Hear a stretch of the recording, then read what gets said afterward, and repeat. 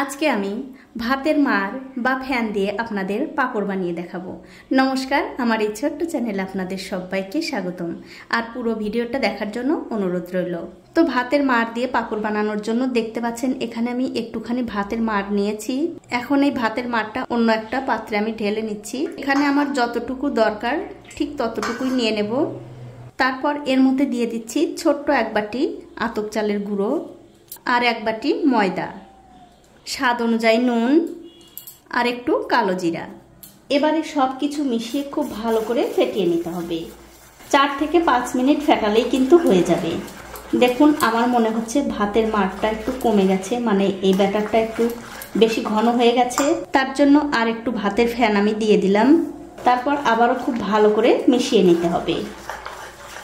দেখুন, সবকিছু কিন্তু আমি খুব ভালো করে মিশিয়ে নিয়েছি। আর বন্ধুরা, এই ব্যাটারটা কিন্তু করতে হবে ঠিক এরকম, একদম পাতলাও করা যাবে না, আবার একদম ঘনও করা যাবে না। দেখুন, ঠিক এরকম করে ব্যাটারটা তৈরি করে নিতে হবে। এটা কিন্তু হয়ে গেছে। এখন একটা ঢাকা দিয়ে 5 মিনিটের জন্য রেখে দিচ্ছি। 5 মিনিট পর আমি উপর থেকে ঢাকাটা তুলে নিলাম। তারপর এখান থেকে অর্ধেকটা পরিমাণ ব্যাটার আমি অন্য একটা বাটিতে তুলে নিচ্ছি। তার কারণ আমি আজকে আপনাদের 2 রকম পাঁপড় বানিয়ে দেখাবো। একটা হচ্ছে কালারফুল আর একটা হচ্ছে সাদা। যেগুলো পাঁপড় আমি কালার করে বানাবো তার মধ্যে দিয়ে দিলাম একটু ফুড কালার। এবারে খুব ভালো করে মিশিয়ে নিতে হবে। এটা কিন্তু বন্ধুরা পুরোপুরি অপশনাল, আপনারা না চাইলে নাও দিতে পারেন। দেখুন, খুব ভালো করে কিন্তু আমি মিশিয়ে নিলাম।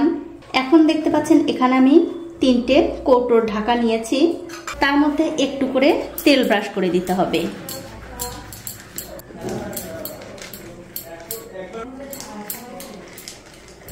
দেখুন, খুব ভালো করে কিন্তু আমি তেল লাগিয়ে নিলাম। এবারে যে ব্যাটারগুলো আমি বানিয়ে রেখেছি সেখান থেকে অল্প অল্প করে ব্যাটার এই কৌটোর ঢাকার মধ্যে দিয়ে ঠিক এরকম করে ঘুরিয়ে ঘুরিয়ে ছড়িয়ে দিতে হবে। তবে বন্ধুরা, ব্যাটার কিন্তু খুব একটা বেশি দেওয়া যাবে না, তার কারণ পাঁপড় যত পাতলা হবে ততই কিন্তু খেতে ভালো লাগবে। খুবই অল্প অল্প করে ব্যাটার দিয়ে এরকম করে ছড়িয়ে দিতে হবে। দেখুন, 3টেই কিন্তু আমি রেডি করে নিলাম। এখন দেখতে পাচ্ছেন একটা হাঁড়িতে আমি জল গরম করতে দিয়েছি। জলটা কিন্তু ভালো করে গরম হয়ে গেছে। তার উপরে দিয়ে দিলাম এরকম একটা থালা। এখন খুব সাবধানে এই যে পাঁপড়ের বাটিগুলো থালার মধ্যে বসিয়ে দিতে হবে। তারপর একটা ঢাকা দিয়ে 1 মিনিট মতো অপেক্ষা করতে হবে এই পাঁপড়গুলো সেদ্ধ হওয়ার জন্য। তবে বন্ধুরা, ঢাকার উপরে যদি কোনো রকম ছিদ্র থাকে সেটা কিন্তু বন্ধ করে দিতে হবে। তবে 1 মিনিটও কিন্তু লাগবে না, তার আগেই কিন্তু পাঁপড়গুলো হয়ে যাবে। 1 মিনিটের আগেই কিন্তু আমি ঢাকাটা তুলে নিলাম।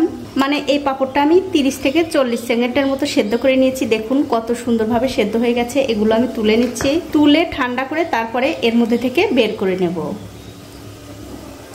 দেখুন, এইগুলো কিন্তু আমি ভালো করে ঠান্ডা করে নিয়েছি। এখন আমি একটা চামচের পেছন দিয়ে একটুখানি চারিদিকে ছাড়িয়ে নিচ্ছি, তাহলে খুব ভালোভাবে উঠে আসবে। আর অবশ্যই কিন্তু এই পাঁপড়গুলো যখন আপনারা এর মধ্যে থেকে বের করবেন একটুখানি ঠান্ডা করে তারপরে বের করবেন। গরম গরম অবস্থায় কখনো বের করতে যাবেন না, তাহলে কিন্তু এই পাঁপড়গুলো ছিঁড়ে যাবে। তার জন্য যখন দেখবেন একটুখানি ঠান্ডা হয়ে গেছে তখন কিন্তু তুলে নিতে হবে। দেখুন, ঠিক এরকম করে টানলেই কিন্তু উঠে আসবে। দেখুন, এটা কিন্তু হয়ে গেছে। এটা তুলে রেখে দিলাম। আর এই একই রকম করে কিন্তু সবগুলোই বের করে নিতে হবে। এটা কিন্তু কোনো ব্যাপার না, শুধু একটু ঠান্ডা হয়ে গেলে একা একাই কিন্তু উঠে আসবে।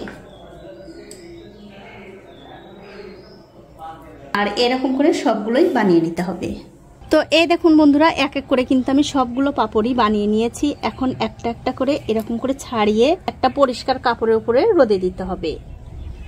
এভাবে 2 থেকে 3 দিন রোদে দিলেই কিন্তু এই পাঁপড়গুলো খুব ভালোভাবে শুকিয়ে যাবে। বন্ধুরা, এখানে আরো একটা কথা, যতবার আপনারা এই পাঁপড়গুলো কৌটোর ঢাকার মধ্যে দিয়ে এই পাঁপড়গুলো বানাবেন ততবার কিন্তু একটু করে তেল ব্রাশ করে দিতে হবে। তাহলে এই পাঁপড়গুলো একটাও কিন্তু কৌটোর ঢাকার সাথে আটকে যাবে না। তো এই দেখুন বন্ধুরা, সবগুলো পাঁপড় কিন্তু আমি খুব ভালো করে রোদে দিয়ে শুকিয়ে নিয়েছি। তবে বন্ধুরা, এখানে আরও একটা কথা, এই পাঁপড় বানানোর সময় যে চালের গুঁড়োটা আপনারা ব্যবহার করবেন সেই চালের গুঁড়োটা কিন্তু অবশ্যই একদম মিহি করে গুঁড়ো করে নিতে হবে। তাছাড়া কিন্তু এই পাঁপড়গুলো যখন রোদে দেবেন তখন কিন্তু ভেঙে যাবে। দেখুন, পাঁপড়গুলো কিন্তু শুকিয়ে একদম কটকটে হয়ে গেছে। এবারে আমি আপনাদের ভেজেও দেখাচ্ছি কেমন হয়েছে। তো পাঁপড়গুলো ভাজার জন্য দেখতে পাচ্ছেন কড়াইতে তেল গরম করতে দিয়েছি। তেলটা যখন ভালো করে গরম হয়ে যাবে গ্যাসের ফ্লেমটা মিডিয়ামে রেখে একটা একটা করে পাঁপড় দিয়ে দিতে হবে। আর দিয়ে দেওয়ার সঙ্গে সঙ্গেই দেখবেন পাঁপড়গুলো কত সুন্দরভাবে তেলের উপরে ফুলে উঠছে। দেখুন কত সুন্দরভাবে এই পাঁপড়টা ফুলে উঠলো। আর পাঁপড় ভাজতে কিন্তু বন্ধুরা খুব একটা বেশি সময় লাগে না। এটা কিন্তু হয়ে গেছে, এটা আমি তুলে নিচ্ছি। আর এই একই রকমভাবে কিন্তু আমার যতগুলো দরকার ঠিক ততগুলোই ভেজে নেব। দেখুন এটাও কিন্তু কত সুন্দরভাবে তেলের উপরে ফুলে উঠলো। আর এই পাঁপড়গুলো বানানো কিন্তু বন্ধুরা কোনো ব্যাপার না। দেখুন এটাও হয়ে গেছে, এটাও আমি তুলে নিচ্ছি। তো বন্ধুরা আমার এই পাঁপড়ের রেসিপিটা আপনাদের কেমন লেগেছে? যদি ভালো লেগেই থাকে অবশ্যই একটা লাইক, কমেন্ট আর শেয়ার করতে ভুলবেন না। আজ এই পর্যন্তই, দেখা হবে অন্য কোনো নতুন ভিডিও নিয়ে।